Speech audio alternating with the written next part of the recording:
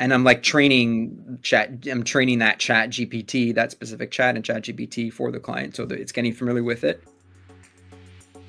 Welcome back to A Quest Called Tribe Up, our podcast with Jeff Giorgi. This episode gets into some of the essentials about marketing and community marketing in particular. Video content makes all the difference. People resonate with you and understand your messaging more clearly if they can see your face, your eyes, your expressions. Be yourself, be open and authentic. And that was the core of this episode. So it's really important for me to share this with you. I hope you enjoy. So take a few minutes out of your day, enjoy this, and share it with a friend if you find it helpful. That's right. Originally from Montreal. Gotta shout out my hometown, Montreal. But we use money as a measurement, but it doesn't capture everything. However, obviously we use it for quantifiable reasons, of course. But with that is getting through the toughest part of my entrepreneurial journey. Seeing my bank account go close to zero, if not negative, and payments being declined and all this stuff. It can really, for a lot of people, it can really hit you, like slap you in the face and be deterrence. And then ultimately a lot of people, and this has happened to me in the past, because this is my second stab at entrepreneurship, so I've learned from my mistakes. And then, we have to go and then get a job somewhere. And so I told myself when I took this journey at the beginning of the year that I'm not going to quit and that I'm going to find ways. And there's a lot of reasons why I'm more successful now. I mean, I still have a long way to go. I'm not, I'm not where where I'm going to be, but I think to answer your question is really getting over that, the steepest climb, the slipperiest climb, the muddiest climb. And I think now I have a better sense of product market fit. Right? When you're going into something and you're starting a business, a really difficult part is, it takes time to figure out exactly where your product fits, what industries, where in the industry, where in the sales pipeline, right? Because when I say video, it's like, that's so much. Yeah, it's so incredible. So there's some studies, I'm actually going to post about this. If you, in a vacuum, if you have two software companies, right? You have one software company, another, and the prospect, the buyer is evaluating them. Why does founder-led marketing work? Because we are human beings. We are social creatures. It's in our DNA. So if we're going through let's say, again, let's use the example. You got two software companies. They do the same thing. Let's say, call it similar pricing, blah, blah, blah. People, and I am going to get this because now you're making me think of it. I'm going to get it. I have it somewhere in my bookmarks. The companies that showcase the people behind their brand, we'll focus on founders for now, but that could be their team. It could, it doesn't just have to be founder, but let's focus on founder. The people that have created the company, the people behind the brand. You have videos of the founders explaining the service, explaining the benefits, explaining use cases, explaining their journey, right? We resonate with stories. We don't just resonate with my product. We get this. We now have this product. No, there is a journey. There's a story behind it. And then, so you take that experiment, call it in the vacuum. Most individuals are going to gravitate towards a software company that has the founders on camera. It's a natural thing, right? So that's why it works. It's important because the person that has created, or the people that have created the company, they all have journeys, they all have stories to tell. But it's that human factor, right? When you're hearing it from Bob, from Mary, from Susie, whoever that may be, and then you go to another software company and they don't have anyone behind their brand, it's like, right? And then there's that element of, and I remember Beryl Solomon, he taught me this. Shout out to Beryl Solomon. He always reinforced with me, Jeff, people buy from people. People buy from people. And people are going to like you or they don't like you for whatever reason, right? So when you put yourself on video and when you're showcasing your business, your services, who you are, the people that vibe with you, right, are the people that are going to get along. And so when you get on that discovery call, whenever you meet with them, it's like you already know them. You know a lot more about them, right? Importance is that you're being a person, a real person with someone else, as opposed to just a static message. I will say, just an example, I recently got on a call with a guy who does LinkedIn lead generation. It's funny. I've been talking to a lot of people who are doing this kind of stuff, and he had a video that he brought me to. I got on a call with him specifically because I saw the video, I watched it, I was like, all right, this guy looks like he's just another person. He's not going overboard with the whole professionalism and here's just, you know, blah blah blah, here's the numbers. You want to be a real person with people.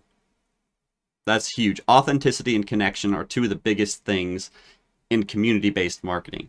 And I think that's what Jeff does at the core of his strategy, is connecting with people. That is community building.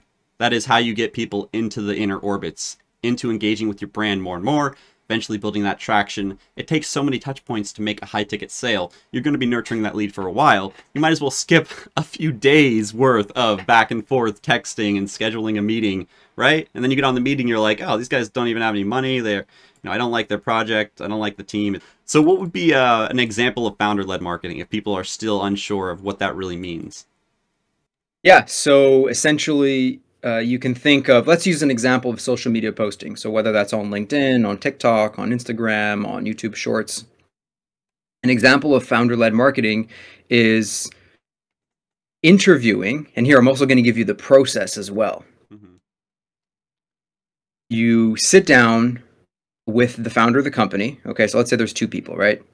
And you sit down, and you carve out like half an hour, 45 minutes, and you ask strategic questions. Strategic questions meaning what? You ask them questions that potential clients, that prospects are asking, right? So if you're a software company, how long does migration take? We're using HubSpot. We want to move to another CRM. What does your pricing look like? Who have you worked with? What industries have you worked with? Do you have any testimonials? Right? These are all common FAQ questions. So you then have, let's say, a recording of 30 minutes of the founder answering all these questions. You're then going to clip those up, right? All in whatever, 40 seconds, 60 seconds, minute and a half, whatever you find. Usually at top of funnel, you want to keep it under 60, but it's okay to go a little over to it sometimes. Yeah, each little clip. Like there could be some others, like sometimes I don't want to sacrifice the messaging just to get it under 60 seconds if it goes over by 8 seconds and it's a powerful message, right? But nonetheless, clip those answers of the founder answering the basic business questions. And then you're going to post that. An example of founder-led marketing is just that, is posting that on social media, let's say once a week, twice a week, 3 times a week, 4 times a week, depends on how much content you have. And the network that the founder of the company will be building will see those videos. And that founder is now inevitably going to be positioned as a thought leader, as someone incredible, because they're talking about all this stuff, right? They're talking about whatever service, whatever product that they're offering. And that, in a nutshell, is founder-led marketing. It's getting the founder to express about their company, about who they are, their journey, who they work with, why they've done it. You get a little bit of that personal touch to it as well. You can literally do this from a client call. You can take somebody you're already sharing this information with, your standard intro call, and just record that and break it up. You can remove their audio and put in, put it in text on the screen. But this way, you're basically interacting with people on a one-on-one level at scale. It's weird. It's a weird concept, but it's something that technology has given us, and many people don't utilize it. It's like you can be yourself in front of thousands instead of just, getting an article, a PR article that's in third person, or, writing a story on LinkedIn. I think you do see it a lot in LinkedIn over the years. It's gotten so personal. It's like the best way to make good LinkedIn content is to either do video like this or make it an anecdotal story that ties into a call to action. Those are two really great, So what have you found on LinkedIn that's been successful in getting your messaging across and getting high audience engagement? Well, what's been successful is the consistent posting about what your clients and what your prospects care about. So their needs, but also what's on their mind. There's a book, I have it here somewhere. I was reading it this weekend. Where is it? It's called Copywriting Secrets by Jim Edwards. Everybody take note. Copywriting Secrets by Jim Edwards. I repeat, Copywriting Secrets by Jim Edwards. And for those that know ClickFunnels, he's a partner of the founder of ClickFunnels. Anyway, And in this book, it's a really like to the point book. I love these like short books that are to the point, that also value. A big thing for me and how I found success is I know I need to consistently post on social media, but how do I continuously come up with topics Yeah. that are going to resonate with my audience? Yeah. So what Jim Edwards he points out the 10 reasons why people buy, the natural human psychological reasons as to why we buy stuff. We buy things to make money. We buy things to save money. We buy things to save time, avoid effort, feel good about ourselves physically, mentally, emotionally, right? There's, list goes on. Social Right. status, blah, blah, blah. So you just got to figure out where it clicked for me and where I started seeing some more success was when I started positioning my content in the face of the prospects. So,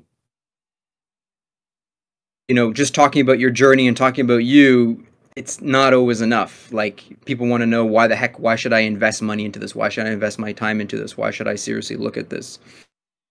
And the way to go about that is to figure out, hey, my product, my service, what buying needs does it relate to? So then you ask yourself, you get some sheets of paper out and you ask yourself, okay, how does my product service help my clients make money, save money? In terms of making that kind of content for people, what would be the best tips for crafting a compelling message for your audience that they're going to be interested in? Because I've heard people, some guy I was talking to went on ChatGPT and basically asked it for a list of topics and then made like short little videos. All of them are on TikTok. They're all very boring, very bland. They all got 250 views and they all look like the same. And he's just reading from a script, basically. That doesn't, in my mind, that doesn't really hit the nail on the head, right? Right. Yeah. You got to you got to be talking to the camera. You can't be reading from a script. Like, anyway, I don't know if that if you meant if he was actually literally reading from a script, but he's not really tapping into the like primal reason that they need that service. So yeah, going back to what I said is you find out those buying reasons that your product and service relate to. So you're going to ask yourself, how does my product or service help my clients make money, save money, avoid effort, feel good about themselves, et cetera, et cetera. You find out the buying reasons of your product service. Okay. You're not going to relate to every single 10 buying reasons. Like there's one that is how to, the product service increase your hygiene. Well, my service doesn't do that, so it's not gonna talk about that unless you're selling some kind of beauty product, soap, or what have you, right? So you find out what are the natural buying reasons that your product relates to. Okay, then for each of those, you take a piece of paper, digitally, physically, whatever. You take a piece of paper and you write at the top, right? So let's say your product or service helps your clients make money. Okay, let's just use that one.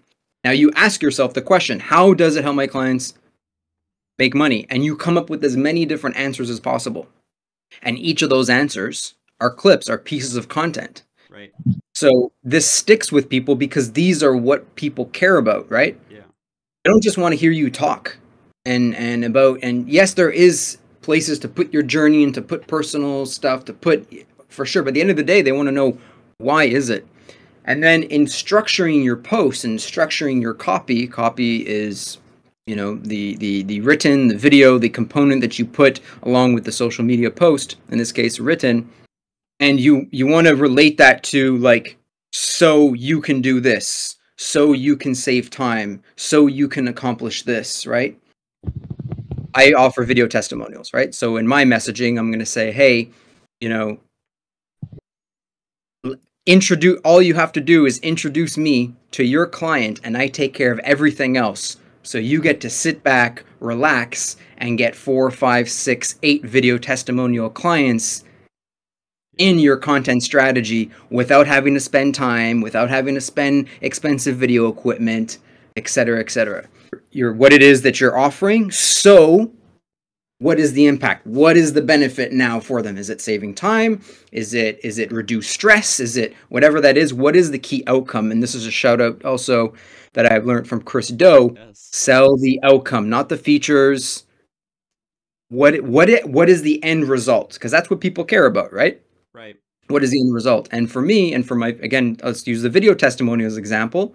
I take away all the time associated with my client meeting with their clients, my client having to come up with the messaging, my client having to do the video recording, my client having to do the video editing, my client having to do the social media. You see what I mean? You see where I'm going? So at the end of the day, it's so you don't have to do all these things. I can do it for you. You can sit back, relax. Right. Oh. Right. And I love that it doesn't always come back to money, or that you mentioned that, because it doesn't. Like, you could tell people so that you can make more money from blah, blah, blah. But in reality, a lot of people buy for other reasons. The money is associated with a lot of those reasons, and it would be nice if we all made more money. I think everyone can agree we have to be about the business of making money for our families and our survival and the community in general. Like, you're supporting an ecosystem whether or not you realize it. Yep, that's a really good point. Can I just extend on that for a second? Go ahead. So I'm working with one of my friends. He's got a software company, event management. He has a software for event companies, and with the other competitors, the pricing model is based on transactions. So customers, that's actually their clients that pay the transaction fee when they purchase a ticket, like for a music festival, a beer festival, what have you, right? So the selling point for that business wasn't really money, because and I remember certain prospects, they didn't have the challenge of money. They're like, sure, yeah, we'd like more sales, but we're not, like, that's not a pain point of theirs. Their pain point was integrations, or lack of integrations with their systems. So they're like, yeah, we have this other registration, like Ticketmaster or Eventbrite or what have you, but they had all these they're a large business, so they have a lot of moving parts there. And then their accounting department, this is where the big pain was for them. They had all this manual work, all this manual work. So the selling point for them, after we got on a call with them, discovery call, blah blah blah, one of their team leads and the accounting person was like, hey, business owner, like, we should get this because it's going to save me conservatively 2 hours a week. Conservatively, right? They were even like way more. So that particular one is about saving time, is about avoiding effort, and then creating those streamlined, efficient processes so then their team can now free up time, give better customer service, which in turn sure does, in a way, you can make the argument money, but the focus wasn't on, we need to make more money, help us make more money. Exactly. Speaking of which, though, I mean, you have to make it efficient. You have to make it able to create revenue. So if it's saving them time, you've got to calculate, or think about how much time, how much money, what's the cost, and, how much can you charge for this service? I'm interested, though, how do you create high impact videos at an affordable cost? How do you do this low cost for clients? Like, what are some of the tools and techniques you could use to maximize that budget spend when they're paying you to do this? Yeah, so it's a big part of it. It's all done virtually. So what I've done is I've removed all the complexities and time associated to traditional video, and I have streamlined it, stripped off the fat, so to speak, and I just get straight to the point, which is the most important part, which is messaging. Mm-hmm. Some people think when they're like, oh, video, they're like, oh, we need the best camera and we need the best animations and we need Hollywood. No, you don't need that. Right. In fact, if you go to YouTube and you see all these shorts from Alex Hormozi, Chris Do, and many others, and some of these videos you look at and you ask yourself the question, okay, is it super high production? Like, is it really like, am I looking at the background? No, you're this. Right. Audio is super important. Person. I mean, Chris Do is like front and center, right? He's a perfect example of a founder-led marketing. But that guy is insanely busy. I mean, I've talked to him on LinkedIn. He actually responded to my messages back. Oh, cool. 2020. I was like, yo, can you come into Triba and do a little talk? And he was like, how many people do you have? And at the time, we only had a few hundred. He was like, get it to a few thousand, and then I'll consider it. Maybe he'll come back now. We should both message him. I think I reached out to him. Anyway. Shout out on Triba's stream. Yeah. But yeah, and then the other thing, some tools. So, and it doesn't have to be fancy. Like right here, right now, as you see, I actually record some of my videos here. Mm-hmm. Now, there are some important elements, like have some light facing you So look at this, for instance. If I turn this off, right? A lot of shadow. Kind of dark-ish. And then I turn this on. Just basic, right? I just have light. So light facing you. Audio. Do not cheap out on audio, ladies and gentlemen. Do not, I repeat, please do not cheap out on audio. Yeah. Because if people aren't going to listen to your videos, they ain't going to watch your videos. Mm-hmm. If you don't have some nice mic like this or like one he's using, makes all the difference. Make or break. And you don't, and when I say don't be cheap, that doesn't mean you have to spend like $1,000. This one was like 200-ish, but you can go to like Rode, Sennheiser, spend like 100, like put aside like $100. I'd say like nothing less than 50, right? Even like a nice clip-on microphone, okay? And then the other thing too is for some tools. You asked for tools. Which streaming platform are you using right now? Is this Riverside? What is this? We're using Restream. We restream Restream. to Facebook and YouTube and Twitch. So whichever one you prefer, there's tons out there. I personally use StreamYard, there's Riverside. The reason I point this out is because you also want an efficient process to record your videos. What do I mean by this? Does it help to change up your background and change up your scenery from time to time? Sure, yeah. But if you're just getting started, have a place that is dedicated for filming videos. So for example, here I'm in my apartment. I've got a coffee table over here. I've got a laptop stand. And I record just from here. So every time I do video, I don't only do videos from here, but just again, as a starting point, okay, I need to do videos. Well, I don't have to think about like, oh, setup and this. No, I know where it's at, consistent. Okay, maybe take off some, I don't know if there's like... Throw the clothes on the floor over there. Yeah, or whatever, you know what I'm saying? If there's like my dirty laundry. When I don't feel like folding my laundry, I like throw it from my bed to here. I eventually get to it. Anyway, that's all the story. Have a repeatable, easy process for you to literally jump in, come to your video setup, and then click the record button. So these streaming platforms are not just for live streaming like we're doing right now. You also have the ability to record them. Right. The other benefit too, in terms of organization, because trust me, I've been down that path of, damn, where's my video stored? All of your videos are centrally stored in one place on the cloud. So if you ever need to retrieve them, download them, they're all from one place. So that's from StreamYard or Vidyard? Yeah, good question. Oh, Vidyard is another, we're going to get into the Vidyard versus stuff. This is still on the short form for like Q&A social media stuff, but we're going to get into more of the short form for lead. This is for like the process of, this is for the process of recording and creating the videos. You can use the OBS link to Restream or that's another one. Streamladder. There's a lot of different ways you can do this, or just use Loom, and then download the video. You could you could do that too. I mean, you can be creative and I use Loom as well for different purposes. But yeah, you could use Loom as well. If you're not, I use DaVinci Resolve. Mm-hmm. I don't do the full-blown edits. I used to do that when I first started, but then as I needed to scale, I needed to find other video editors that are, one, better than me, and also I just don't have the time to be doing all the edits. But if you have something, if you're looking for a good quality video editing software, check out DaVinci Resolve. I repeat, DaVinci Resolve. There is a paid version, but there's also a free version. And the free version is more than enough. Like, it has a lot of the advanced stuff that awesome. I'll put it in the chat. And then last and not least, then there's a web-based one. It's called CapCut. CapCut's you great. Can use that. Yep, you can use that. Opus is also a good one. If you have like an interview and you want to make several short form clips, Opus, OPUS. Also, it'll take you have like an hour of free credits. You upload the whole video, like you could upload this interview, and it will clip the best parts and do face tracking. So if I move like back and forth, it's gonna follow me. It's kind of nice, you're always looking at the camera then.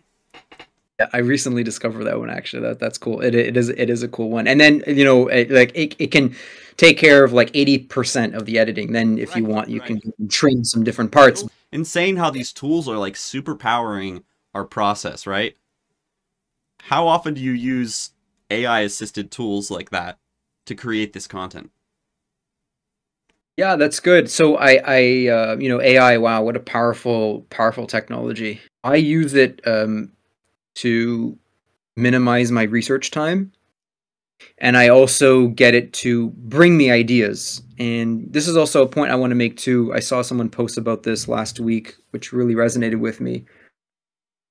You can sometimes tell when an AI is writing a post or AI is writing an email. Yeah. For me, at least, and what I recommend is don't just copy paste from whatever ChatGPT or whatever you're using. Um, Use it to help you do research. Use it to help you come up with content such as this. Yeah. Remember the copywriting secrets I mentioned before, the 10 buying reasons? Well, what I do with ChatGPT, I say, hey, I have this client in this space. Come up with 2 topics for each of the buying motives that relate to the client. And I'm like training that chat GPT, that specific chat and chat GPT for the client so that it's getting familiar with it. And then it gives me some. And then I look at those and I'm like, okay, oh, that one's good. That one, no, not so much. So it reduces the time for research, but then it also gives me some ideas that I wouldn't have thought of necessarily. Like sometimes it suggests some things, some topics, some angles that or adjectives, right? Synonyms that I wouldn't have thought of. So I take that and I'm like, oh, that's cool. Then I'm going to put it in there. Yeah, that's definitely the ideal way to use it instead of just relying on it to give you everything. I think prompt engineering has become an important skill for people to learn, right?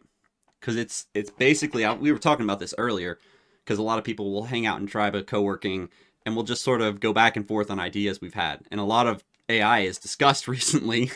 Basically, people are leaning too heavily on it to come up with to do all the thinking and strategy. You need to come up with the prompt. You need to come up with the idea like, hey, let me apply the skills I know, the knowledge I picked up from stuff like this, from Jeff, from reading that book, and then ask it a very deep question. I mean, your prompt shouldn't be less than a sentence, right? You need to give it the right parameters, train it the right way, and it will give you very solid content to make. And then you got to go be personal and, not just take and copy paste and read off a script, but elaborate on it. Maybe you read it and you have the notes in your head and then you come up with what you're going to say. Do you write down a script for every video or do you kind of just, sometimes go off the cuff? No, I often do go off the cuff, but I keep it a structure, hook, story, and then optional offer. I say optional because you don't, in every single social media post, you don't have to say, buy now or sign up here. But the offer could also be action, an action step for your listeners, for your viewers, such as you have a hook. Make sure to do this before recording your next short form video. 3 pro tips to captivating short form videos. That's examples of some hook. Then go into the story, body of the post, and then you have the offer. Like what is the benefit to the person reading that, watching that? How can now they can take next steps to adding value? Could be coming to your website, they download something, could be coming to your website, buying a course, or you could also make that offer in a sense of actionable steps for your prospects to take, or for your audience to take. I think for agency style sales, if you're trying to close high ticket sales, best thing you can do from a video like that is send them to schedule. And websites can be distracting if you have too much, you've got pages and pages of work and like all this different stuff. Send them a link to sign up, to call you, to talk to you. Once you've done this, take it to the next step because there's not much more personal you can get than a video other than a call, like other than talking to them, meeting them for coffee. But in this digital age, since we're talking about specifically digital marketing and sales, the best way to do that is, hey, here's my Calendly link, schedule a call, and that's how you end the video or, wrap up. Yeah, that's one great example as well. Absolutely. But you can even do. I'm going to throw this in there too. I've seen some others create a call to action for the viewers watching that post to type something in the comments specific. Like, let's say it's about. Here's an example. I saw someone teaching prompt engineering. Nice. And they created a post, and then they said, if this appeals to you and you want to learn, you want to master prompting, enter #prompt in the comments and I'll send you my e-guide on, right? And then I saw some of the comments you wrote. Did you do it? Did you type? Did I Did you answer or type? Yes. Yes, I did. Yes, I did. Yeah, I did. So Yeah. immediately the importance of that from that guy's perspective is it's a hand raise. It's, hey, I'm interested. And then you can follow up and be like, hey, what are your pain points? What are you struggling with in this area of prompt engineering? How can I help you? That's opening the door for him to offer his services. I mean, there's a lot of psychology that goes into this, and I don't think it's like sussy or deceptive in any way. It's actually more straightforward and honest because you're getting to the point faster. You're not wasting people's time if they don't need your help. Instead of just, oh, let me try to sell them anything in the world. It's, hey, let me sell you a solution to your problem. Yeah, filtering. I think the big thing too is the ability to filter leads. Because I get a lot of people saying they want to do video. Oh, I want to do video. They chat, oh, I want to do video. And in my mind, I know, I'm like, listen, sometimes an aspect of sales is a numbers game. There is a science to it. There is the human side to it. But, you know, I got a lot of people tell me on LinkedIn chat, oh, I'm interested in video. I'm interested in video. And then after I send them some stuff and start qualifying, I really see who really wants to do video. Right. So, for example, I created this virtual business card, which answers my clients' top of funnel questions. So if they're like, hey, Jeff, met you at this event or whatever, I love, what does your business do? I send them my virtual business card. And then in my virtual business card, yeah. Yeah, no, all good. It includes, so I emphasize that I'm not just there to edit videos.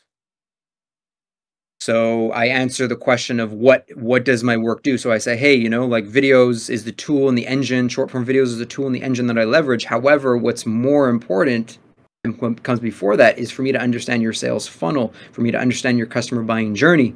Where do you need optimization? Where do you need to increase conversions? Is that at the top of the funnel? Is that mid funnel? Is that post? Is that after they buy? Right? So I start to position myself. So when I get people that are like, oh, I'm looking for edit videos, I'm like, cool, go to Upwork and pay somebody $10 or $20 an hour. Yeah, Fiverr. And they're like, what do you mean? I'm asking you. I'm like, yeah, I know, but like, I'm not just here to talk to you about editing videos. Right. And then in my virtual business card as well there's testimonials, there's examples of my work, and there's also a general overview of my pricing, of the investment options. So do you give solid numbers, or do you just give estimates of? No, I do give some examples because now I have my testimonial package. So, and there is a whole process. We can probably cover this on another one. Is to don't just give a price right away. There is a reason for that. It's not just being sleazy, salesy, or however you want to call it. It's that when you give a number with no context, it doesn't mean anything. Right. So you need that context. You need the pain points. You need what they need in order to say, hey, okay, for what you need, this is what the investment would be. But nonetheless, I give a range, but I also give examples. So I say, hey, for example, if you need 3 video testimonials, I have a 3-pack at $1,400. And you get up to 2 messages. So you get up to 6 short form videos, each reinforcing different messaging. And So it gives them some kind of information. So that way I'm not getting people I used to have before I refined my virtual business card. And as I was learning and starting my business, I'd get people, they would seem all excited. They're like, oh, I want to do video. And then we get on the call. They tell me their challenges, their goals. I'm like, cool. What do you want to invest in this? And they're like, oh, I don't know. And they can't give me a number. And I'm like, okay, can you start at 1,000? And then they're like, oh, I was hoping for $50. I was like, okay, I'm not for you. See you later. If you, go to Fiverr, go to Upwork. I'm not for you. So I'm getting less of those now because of my virtual business card. See, the old school way, I grew up cold calling, getting on calls, demo, bullying prospects. I get on demos when it didn't make sense for demos because that's how we were. You want to make it easy for them. You want to make it easy for your potential buyers and you to answer those questions. What a better way than they have all these short videos. They get to learn about your business. And there's 2 outcomes. They either schedule a call with me, and when they schedule the call, not all of them buy, of course, but they come to that meeting more informed. They come to that meeting more serious. They have a much better idea of my scope of work. Or what happens is they don't schedule, which is perfect because they go through my stuff and they may say, oh, you know what, Jeff's work around short form video, it's not really for my space. I'm more B2C or whatever the case may be. And then they don't book time, which is a win for me because I don't now have to waste my time Exactly. On getting on a 30-minute call or an hour call, whatever it is. If you want to write that down, Triba, that is the key point. Save yourself time. Time is money for you, and you're saving them time. So you're adding value no matter what. You know, you're not taking away from their precious time. Um, and I think even if they don't end up scheduling a call, at least they're more familiar with you. They get a feel for you. Maybe they know someone who needs your help. And now they're more familiar enough because they've seen you that they are more comfortable sharing you. Maybe they'll share that video. You Right. know, I think it's Right, right, really right, right, right. common for people to send videos and less common for people to just send a static website or something. There's a video itself and there's how you share it. The how you share is very important, or how easy or how difficult is it for your prospects to consume your videos. So everybody take note here. There's a platform called Dubb, D-U-B-B. D is in David, U is in Utah, B is in Bravo, Dubb. Vidyard is one of its competitors, but Dubb Video is an excellent tool that I use. And I use it because it makes sharing videos easy. And to extend on what Sam was just talking about there, of sharing, I just literally just happened today. All right, what officially happened last week, and then the conversion happened this week, which was I spoke to someone, like it wasn't an ultimate great fit for them, but they're like, hey, I know someone else that where your services could really help out with. I have a friend of mine who owns a business software company. I'm like, perfect, that's right up my angle. And what did I do? I created an email template. I have an email template for that intro. I created a personalized video, me saying, hey, prospect name, I spoke with so-and-so. They told me a little bit about your business. I'm not 100% certain if there is a fit. However, below, you're going to find a series of videos that showcase some of my work. And then if you see fit, if you see potential, there's a Calendly link where you can book a call. But he did respond. He said, hey, I got it. Would like to learn more. And now we're starting to chat. Sharing, make it easy for people to share. Yeah. Right? I'm sure some people have run into this problem of when you upload a video file through email or Gmail, sometimes like, oh, the file size is too big or what have you. So these video hosting sales solutions, such as Dubb, there's others out there, but I'll recommend Dubb. It makes it so easy to share. I like to collect these different tools and check them out, see what works for me personally. Actually, I'm gonna send you a link right now, actually, if you don't mind. So how long are these intro demo videos that you're making on average? On average, they're less than 60. Well, it's a good question. Very, very, very good question. The more top of funnel it is, meaning if your prospects are in that discovery phase. So let's define this. What does this mean? They still haven't bought from you. They may know very little about you and your product and your offering. They're still not at the point of scheduling that call or scheduling that demo or whatever that key action step is for you at the top of the funnel. For me and for a lot of other business owners, it's having that discovery call. It's having that meeting to, where I'm going to ask them questions, they're going to ask me questions, and we're going to figure out, first of all, is there even a fit here? Is there even potential? There's a gap between that, right? On one side, over here, hey, I'm interested, Sam, in learning about your services. And then there's, now I'm booking a call with Sam, taking time out of my day, out of my team's day, to know if this is a good service. There's a gap here. Right. Okay? There's a gap. There's actually a pretty big gap, right? They need answers to their questions. Right. So in the discovery phase, in the top of funnel, to help prospects answer, is it worth my time to now talk to these sales folks or what have you, talk to this company? They need answers. They need answers to common questions, right? There's some core questions, and this probably better. You for those that have your own business and that are running your own show, those questions. So get all those answers to those questions in short form video. How does generally your pricing work? Again, you don't have to be specific. There's service-based businesses where it really does depend on the conversation, and there's custom. It doesn't hurt to give a range. The way that I overcame this, actually, there was a prospect. They didn't want to give me their budget. They were really like, and I said, okay, cool. I'm going to give you buckets. I'm going to give you 3 buckets, and you're going to let me know where you fit. Mm-hmm. And I gave them 3 buckets. I think it was like from 500 to 2,000, from 2,000 to 4,000, from 4,000 to 10. Mm-hmm. And they're like, oh yeah, I fit in actually the middle bucket. I say, okay, cool. So give your prospects some ranges if appropriate for your business. For a service agency or a marketing agency, best way to ask that is probably to say, what's your marketing budget, not how much are you making or what can you afford, right? Positioning that question to ask, what are you guys investing for this value? How much value you see in good marketing? Yeah, and more specific, hey, you just told me, let's say, we had a conversation, discover, hey, you told me all these challenges, you told me all these needs, you told me these goals you want to get to, 2 million annual in sales. How much would you be willing to invest? If you had an insurance policy that you could pay, I'm taking a page out of Chris Do here. If you had to pay a monthly or a yearly amount to make all this happen and for your challenges to go away, what would you be willing to invest? And then you'll get a number from them. Yeah.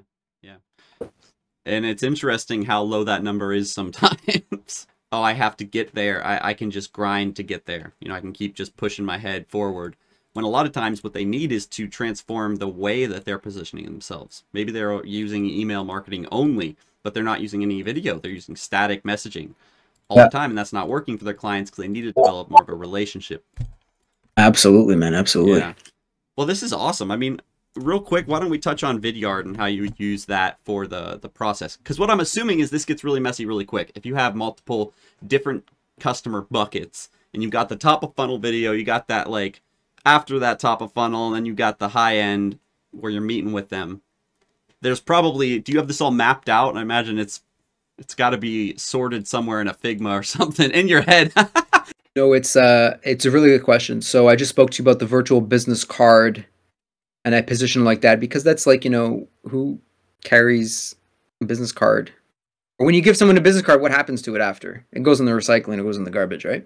Recycling. So a virtual business card, it sticks with someone. But the virtual business card, I call it that because that's the, hey, what do you do? What does your business do? Who do you work with? The basic kind of things. Mm-hmm. But then there's other video landing pages. I haven't spoken to you about the landing pages that I offering. I sold my first SaaS. I'm adding a SaaS solution to my services. Anyway, you can make landing pages depending on where your prospects are at. Right. For example, I had a discovery call with a prospect last week.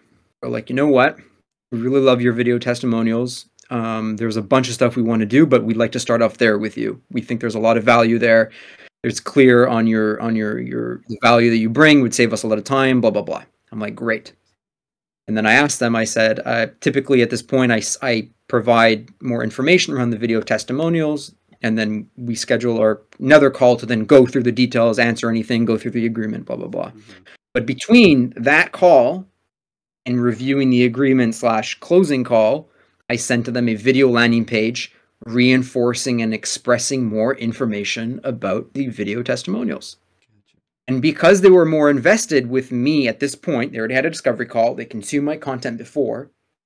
Now it made sense if a video in there is 90 seconds or up to 2 minutes. Because now I'm showing in the video, hey, here's a video testimonial package. But I'm not just here to create you a video testimonial. They're like, what are you talking about? I'm like, are you going to post these on social media?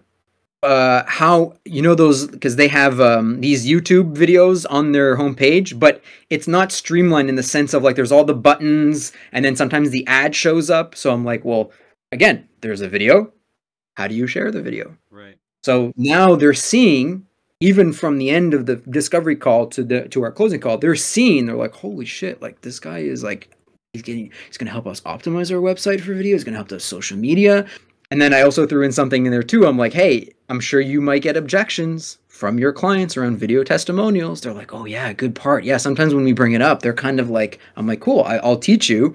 And in fact, I also provide a service on how to sell your clients on doing the video testimonial. My goal is to provide as much value, give. That's another Grant Cardone thing.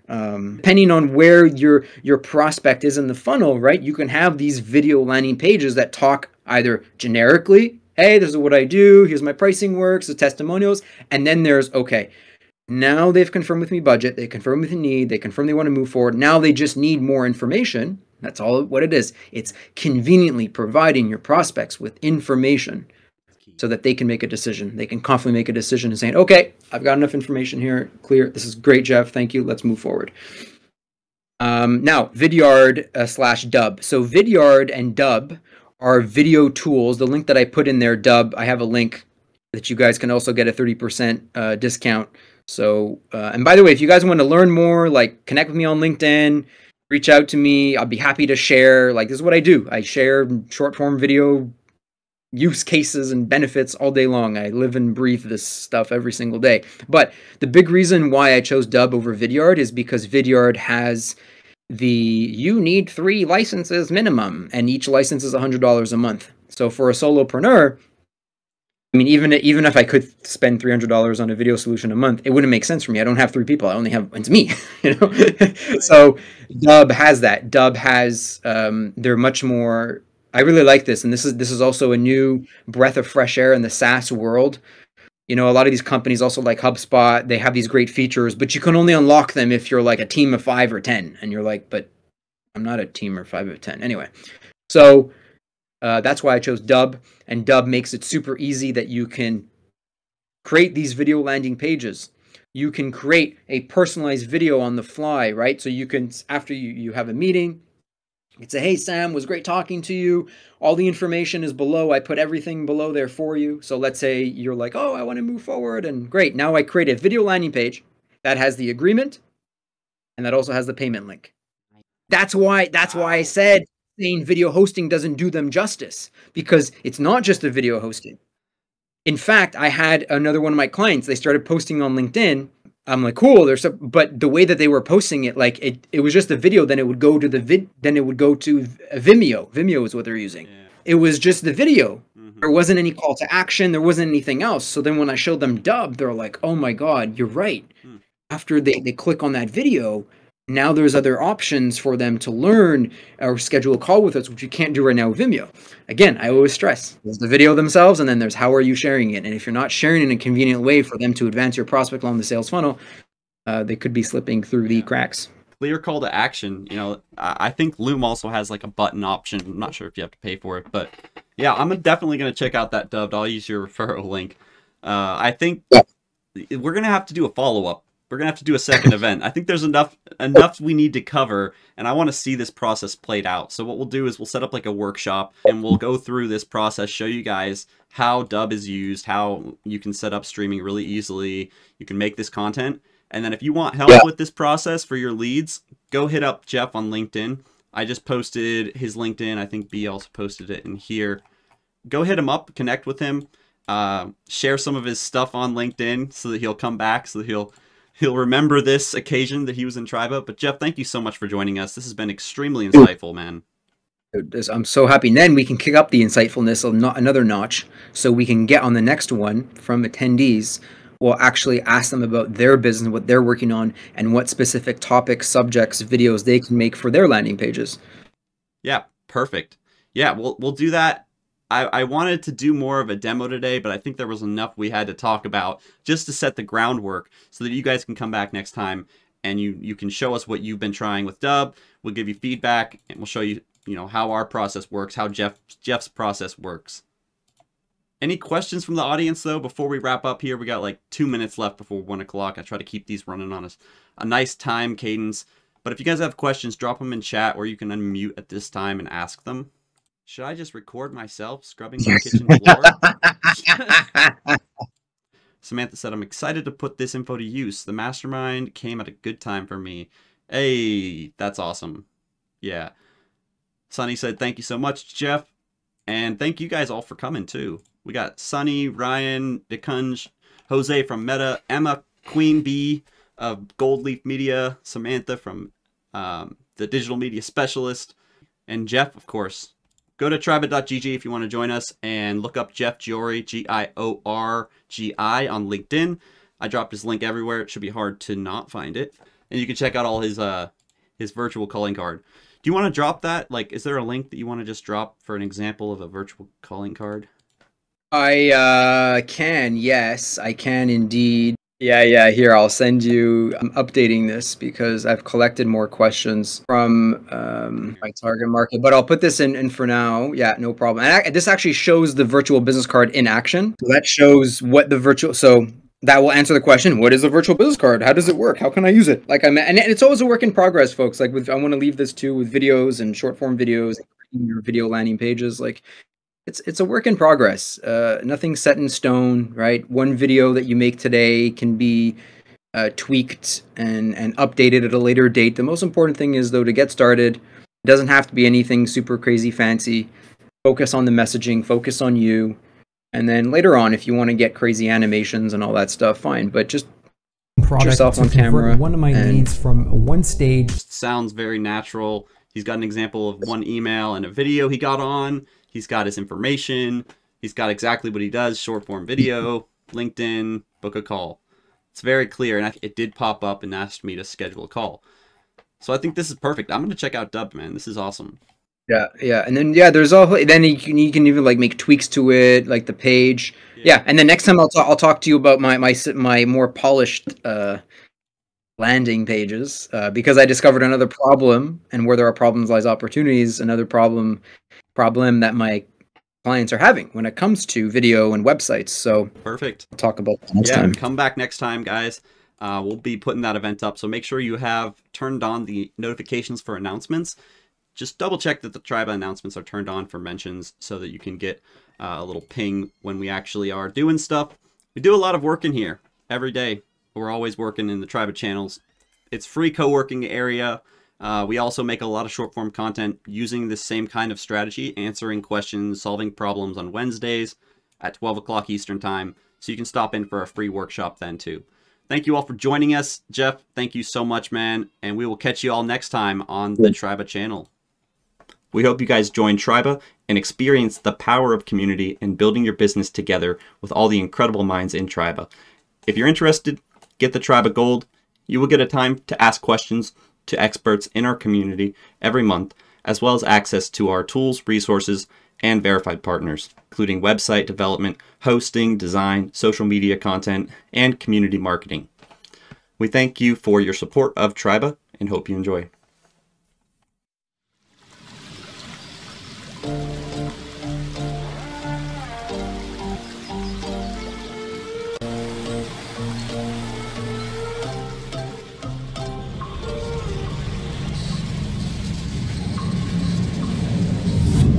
Hey Tribe, it's your host.